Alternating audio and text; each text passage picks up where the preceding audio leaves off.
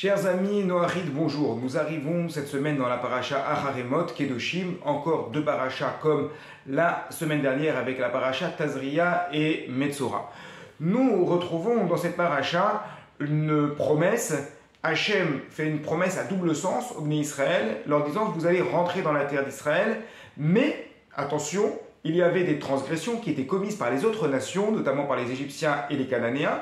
Les Cananéens sont renvoyés de la terre parce qu'ils ont dépassé une morale qu'on pourrait qualifier de loi noachide, puisque comme vous le savez, dans les lois noachides, eh bien, il y a la loi des relations interdites. Or, les Cananéens étaient extrêmement plongés dans la débauche, comme les Égyptiens, et donc c'est cette transgression de cette morale universelle liée aux lois noachides qui fait que les Cananéens n'avaient plus la place sur cette terre. Alors la Torah avertit également le peuple d'Israël, attention, ce n'est pas parce que les nations ont transgressé leurs commandements, ce qui vous laisse la place sur cette terre-là, que vous pouvez venir sur la terre d'Israël et agir comme bon vous semble. Pas du tout. Si vous vous comportez comme les nations du monde dans la terre d'Israël, à ce moment-là, vous n'avez plus votre place sur la terre d'Israël. Et ça, c'est un principe qui concerne le peuple juif.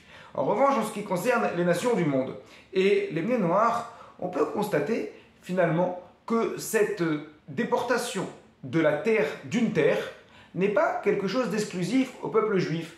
En effet, on voit que lorsque Sancheriv, l'empereur d'Assyrie, attaque le royaume d'Israël, il va disperser les 10 tribus d'Israël, mais pas seulement, il va prendre des nations partout dans le monde et déporter chaque peuple. On va enlever un peuple d'un endroit pour le placer à un autre endroit. C'est comme ça d'ailleurs que les Samaritains, les Koutim, se sont retrouvés en Eretz Israël à la place des 10 tribus, qui se sont un mélange d'autres peuplades qui étaient un peu partout ailleurs et qui ont été enlevés de leur terre. Les Cananéens sont le meilleur exemple. Les Cananéens ne se comportaient pas correctement, ils ne respectaient pas ce que l'on attendait de Bnei Adam, de Bnei Noach, et donc ils ont dû quitter cette terre.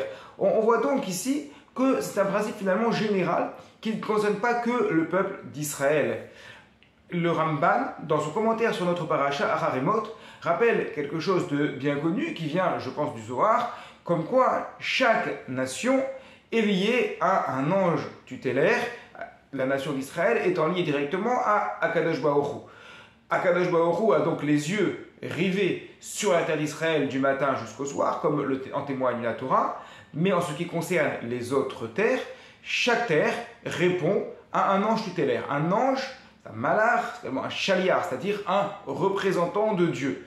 C'est-à-dire qu'il y a des règles qui sont définies dans chaque territoire, dans chaque État, défini directement par Dieu, et le peuple qui est placé sur ce territoire, qui est placé dans cet État, doit respecter les lois directement définies par Dieu.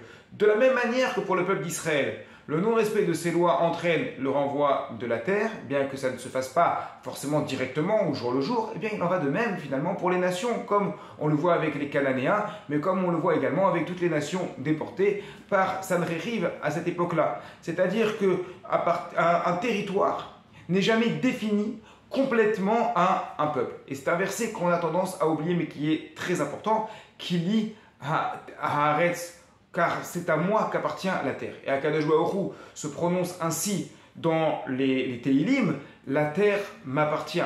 Ainsi, lorsqu'une nation, quelle qu'elle soit, que cela concerne la nation d'Israël ou bien toutes les nations du monde, proclament cette terre est à moi, c'est mon territoire, cela n'est pas exact, cela n'est pas correct. C'est très important. La terre appartient à Akadosh Baruch Hu. La terre appartient à Dieu. Toutes les terres du monde appartiennent à Dieu. Il décide qui y habite et il décide qui doit y partir. Le critère étant le même pour toutes les nations du monde à partir du moment où on respecte correctement ce qui est inscrit dans la Torah, chacun selon ses propres lois, les Bnei Israël selon nos lois, les Noachides selon leurs lois, à ce moment-là, on peut rester en paix sur la terre dans laquelle on habite. En revanche, si la morale universelle n'est pas respectée, alors la terre, le fait de rester sur la terre n'est plus garanti pour telle ou telle nation. Be'ezrat Hashem, qu'Akadosh Baruch Hu permette à toutes les nations du monde de respecter pleinement sa loi et de pouvoir rester en tranquillité et en paix chacun dans sa terre. Shabbat Shalom à toutes et à tous nos amis Noachides.